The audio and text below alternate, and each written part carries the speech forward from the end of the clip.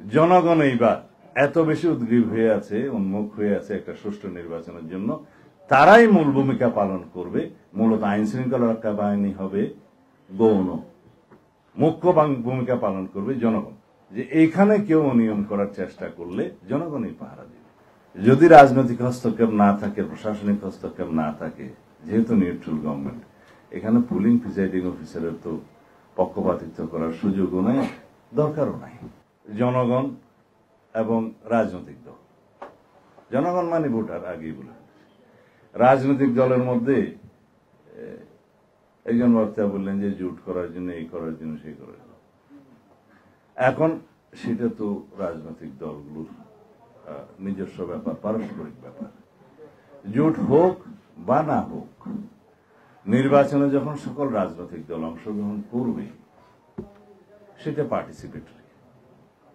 তাদের প্রচারণা এবং অন্যান্য বিষয়ে নির্বাচন কমিশন আরপিইউ সহ আচরণবিধি যেভাবে সংশোধন করেছে, সেই ব্যবস্থার মধ্যেই আমাদের অনেকগুলো চ্যালেঞ্জ আমরা সমাধান করতে পেরেছি।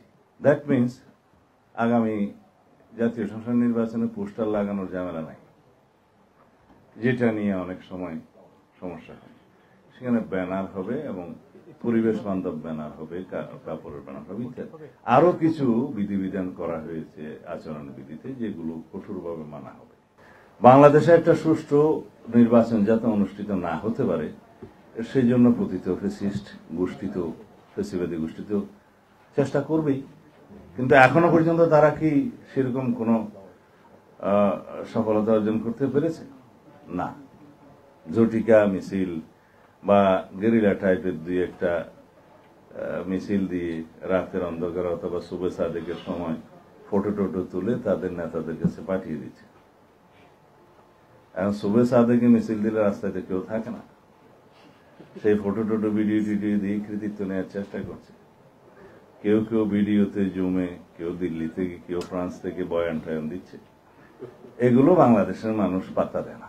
আমরা যদি ফ্যাসিবাদ বিরোধী জাতীয় ঐক্যটা শক্তিশালী করি, সমুন্নত রাখি এবং এই গণতান্ত্রিক শক্তিটাকে আমরা সম্মান করি, আমাদের মধ্যে বিতর্ক হবে। কিন্তু আমরা যদি এই গণতান্ত্রিক ঐক্যটা, ফ্যাসিবাদ বিরোধী জাতীয় ঐক্যটাকে সমুন্নত রাখি এবং শক্তিতে পরিণত করি, ইনশাআল্লাহ ভবিষ্যতে বাংলাদেশে ফ্যাসিবাদের কোনো উৎপাত এবং উৎপত্তি দুটোই হবে না।